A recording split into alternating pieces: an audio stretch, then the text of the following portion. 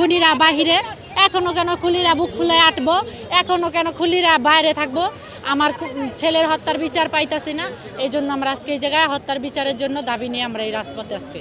Doctor Yunus sir যদি 5 তারিখের আগেই শহীদ পরিবারের প্রতিনিধি টিমের সাথে না বসে, তাহলে রাজপথে নামে আর কর্মসূচি ঘোষণা দেওয়া হয়েছিল। এবং কি আজকে আমরা 15 দিন ধরে শহীদ পরিবারের প্রতিনিধি টিম ঘুরতেছে ডক্টর ইউনূস স্যারের সাথে দেখা করার জন্য। তারা শহীদ পরিবারকে সময় দেওয়ার জন্য অস্বীকৃতি জানিয়েছে এবং তার এপিএস সাব্বির আহমেদ ভাই বলেছেন, উনি মেসেজ করেছেন এক শহীদের পিতাকে, আলভির বাবা শহীদ হাসান আঙ্কেলকে উনি মেসেজ দিয়েছে যে ডক্টর ইউনূস স্যারের সময় নাই শহীদ পরিবারের সাথে দেখা করার জন্য। তো আমরা সেইটার নিয়ে আজকে আমরা রাজপথে নামতে বাধ্য হয়েছি, প্রত্যেকটা হত্যার বিচারের স্বার্থে, আসামিদের গ্রেফতার, শহীদদের স্বীকৃতি এবং শহীদ পরিবারের ন্যায্য অধিকারের জন্য। এখন সব কিছু বাস্তবায়ন আমরা শহীদ পরিবার চাচ্ছি ডক্টর ইউনূস স্যারের মুখোমুখি হতে। উনি আমাদের একটা কথা বলে দেখ, তারপরে আমরা চলে যাব। ওনার মুখ থেকে আমরা একটা কথা শুনতে চাই, আর কিছু না। চৌরাস্তা, মাওনা চৌরাস্তা, এই বাংলাদেশ হাম্পের সামনে অবদার মোড় মারা গেছে গুলি খাইয়া।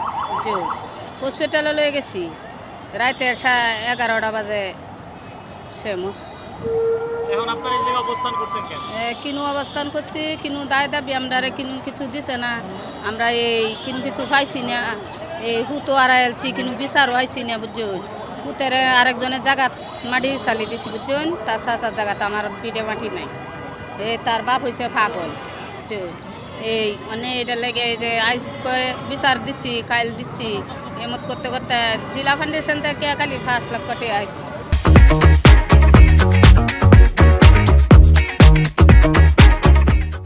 আমার স্বামী হচ্ছে আপনার গত 20 জুলাই বিকাল 5:30টার সময় গুলিতে নিহত হয়। ওনার হচ্ছে গুলি বুক দিয়ে ঢুকে পিঠ দিয়ে বের হয়ে গেছে। ওনার আমি ঢাকা মেডিকেল নিয়ে গেছিলাম, যেদিন নিয়ে গেছিলাম সেদিন আমি এই জামাটা পরা ছিলাম। ওনার রক্তে আমার জামাটা পুরো ভিজে গেছিল। আর আমরা এখানে আসছি হচ্ছে ভাই কয়েকটা দাবি নিয়ে। সব থেকে বড় দাবি হইতেছে বিচারের। আমরা সুষ্ঠু বিচার চাই। আমি আমার সন্তানের এমন দেশে বড় করতে চাই যে দেশে ওর বাবার খুনির বিচার হয়েছে, ও যেন গর্ব করে বলতে পারে যে হ্যাঁ আমার বাবার খুনির বিচার হয়েছে। ও যেন গর্ব করে বলতে পারে যে আমার বাবা কোটা আন্দোলনের বিরুদ্ধে গিয়ে হাজারো প্রজন্মের জন্য করে গেছে। কারণ কোটা আন্দোলনের বিরুদ্ধেই কিন্তু সব কিছু হয়েছে, যাতে আগামী প্রজন্মগুলো সরকারি চাকরির জন্য মেধাটা তালিকাভুক্ত থাকে, মুক্তিযোদ্ধারা যেন তার তালিকা থেকে কমুক। কিন্তু তেমন আমরা তো বাদ দিতে চাই নাই। সেইটার বিরুদ্ধে গিয়ে যে হাসিনা আমাদের এইভাবে সম্বল শেষ করে দেবে তার তো কোনো মানে হয় না। উনি আমার একমাত্র উপার্জনক্ষম ছিল, উনি নাই এখন, আমি আমার মা বাবার বাসায়। আর আমরা ভাই আরেকটা দাবি চাইতেছি, আমাদের পুনর্বাসন হোক আর যত শহীদ আছে তাদের স্বীকৃতি দেওয়া হোক। আমার ছেলে হত্যা হয়েছে আজকে 6-7 মাস হয়ে গেল, তা এখন আমরা হত্যার বিচার পাই না, কোনো আসামি ধরতেছে না, কোনো ব্যবস্থাই আমরা দেখতেছি না, ডক্টর ইউনূস স্যার নিতেছে না। তা আমরা চাই যে আমার ছেলে যে দেশের জন্য রক্ত দিল, দেশের জন্য যে শহীদ হইল, তাহলে আমাদের ছেলেরা এখনো কেন খুনিরা বাহিরে, এখনো কেন খুনিরা বুক ফুলে আটবো, এখনো কেন খুনিরা বাইরে থাকবো। আমার ছেলের হত্যার বিচার পাইতাছি না, এই জন্য আমরা আজকে এই জায়গায় হত্যার বিচারের জন্য দাবি নিয়ে আমরা এই রাজপথে আজকে। আমাদের একটাই দাবি যে এই খুনিগুলাকে জানি তারা ধরতে পারে। মানে প্রশাসন কি করে আমি বুঝি না, যে তারা কি এরকম, তারা যে কি মানে করতেছে আমি বুঝি না। তারা তো কোনো মানে ফোকাসই করছে না এই খুনিকে ধরার জন্য। তা আমি সকালের উদ্দেশ্যে একটা কথাই বলবো যে আমার ভাইয়ের হত্যাকারী যারা, তাদের বিশ্বাস চাই। এই পেশিবাদী হাসিনার আমলে গত 20 জুলাই আমার ছেলে আব্দুর রহমান জিসান পুলিশের গুলিতে শহীদ হন। ঠিক তার 1 সপ্তাহ পরে আমার ছেলের বউ সুইসাইড করে। তা আজকে দীর্ঘ 6 মাস পার হয়ে গেল, একজন আসামি এখনো ধরল না। উনি ডক্টর ইউনূস সাহেব এ পর্যন্ত শুধু আবু সাইদ ছাড়া কোনো শহীদ ফ্যামিলিদের সাথে উনি যোগাযোগ করে নাই, উনি বসে নাই। এই আমরা শহীদ ফ্যামিলি এখানে যারা আজকে অবস্থান করছে, আমরা তো এখানে থাকার কথা না, আমরা সন্তান হারাইছি, এমনি আমাদের মনের অবস্থা খুব খারাপ। তারপরেও আমাদেরকে আজকে ডক্টর ইউনূস সাহেব এখানে আসার জন্য বাধ্য করছে।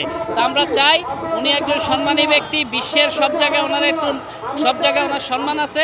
উনি যেন টাইম নষ্ট না করে আমাদের সাথে দেখা করে আমাদের শহীদ ফ্যামিলিদের দুঃখ কষ্টের কথা শুনে। আমার ভাই মারা গেছে, আমার দাবি হচ্ছে আমার ভাই যে মারা গেল তার জন্য যে যারা মারছে ওই খুনিদের পাশে চাই। ওরা তো অনেক সুন্দর করে ঘুরতেছে এখন ওই দেশে, কিন্তু এইগুলা তো আমাদের হইতেছে না। আর আমরা কি করে না করে একটা ফ্যামিলি, এগুলা ওনারা এখনো খোঁজখবর কিছু নিতেছে না।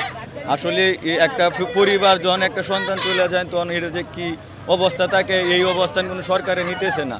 হয়তো অনেক কিছু থাকে না, কিন্তু আমরা ভাই চাই অরিজিনালি আমাদের যা যারা শহীদ হয়েছে ওদের পরিবার থেকে একটু খোঁজখবর নিয়োগ কী হইতেছে বা কোনো কিছু তথ্য বা ওনাদের অরিজিনালি হচ্ছে আমরা বিচার চাই ভাই।